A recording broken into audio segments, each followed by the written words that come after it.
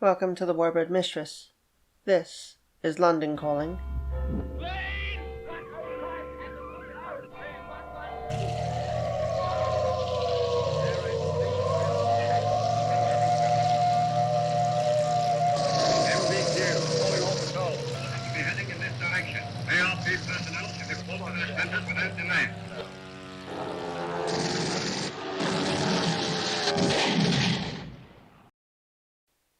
Today is Thursday, 18 July 1940.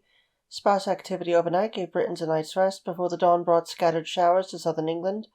In the southeast, the Straits of Dover are cloudy and overcast, and the temperature stayed cool. Air activity began today with engagements over Deal on the east coast of Kent. At 0930 hours, 15 Spitfires of numbers 152 and 610 squadrons were scrambled out of Ormwell and Biggin Hill, respectively, to intercept a large raid heading towards the convoy near Deal. With the benefit of early warning picking up the flight forming over the French coast, Ormwell's flyers could make the half-hour flight across the country to reach the battle site. What was thought to be a bomber formation ended up being 30 fighters, all BF-109s of JG-51 out of Saint-Anglever, directly opposite Dover.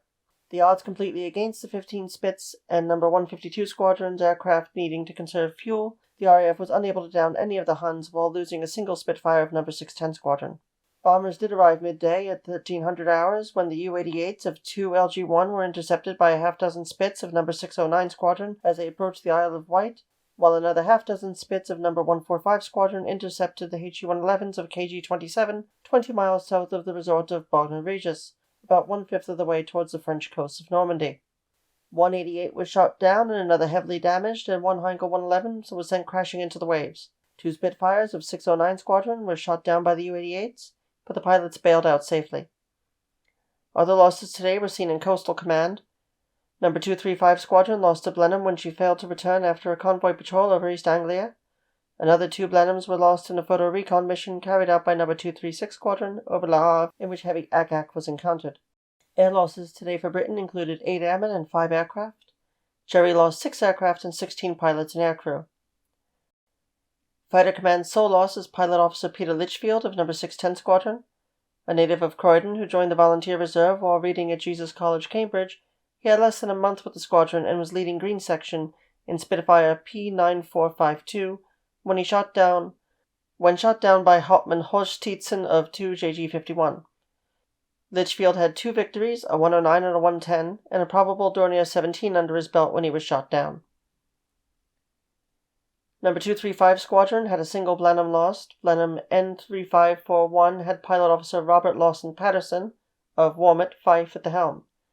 His observer was Sergeant Lawrence Hugh Murrell Reece of Oxenhall, Gloucestershire, and his gunner was Sergeant Ronald Yeaman Tucker of Ledgate, Cumberland. Having joined last year as a boy entrant, Tucker volunteered for aircrew duties when he turned 18, and had already survived an engagement wherein the Blenheim he crewed was heavily damaged, albeit by friendly fire, on 3 July. Number 236 Squadron's 2 losses were both over Le Havre. Blenheim L6779 was crewed by Flying Officer Charles Raymond Delauney Thomas of Great Osborne, Yorkshire. Having boarded at Collet House in Wales and Bottom School, York, he joined the RAF as a short service commission in 1937. His wireless operator gunner was Sergeant Harry Donald Buchanan Elsdon of Southend-on-Sea, whose body will never be recovered. They were likely shot down by JG-2's Major Wolfgang Schellmann. Blenheim L6639 was flown by Pilot Officer Robert Harold Rigby of Alsager, Cheshire. His gunner was Sergeant Donald Duncan MacKinnon of Nairobi. Both bodies will wash ashore and be buried in French soil. However, it is unclear if it was the heavy anti-aircraft fire or a BF-109 that led to their loss, as the Germans claimed only a single victory that day. Thank you for tuning in to the Warbird Mistress. This is London Calling, a day-by-day detail of the Battle of Britain, and I hope that you subscribe, watch the playlist for new editions, and do check out other offerings on this channel. Subscriptions through Patreon and YouTube are more than welcome to keep this channel going. Thank you and take care.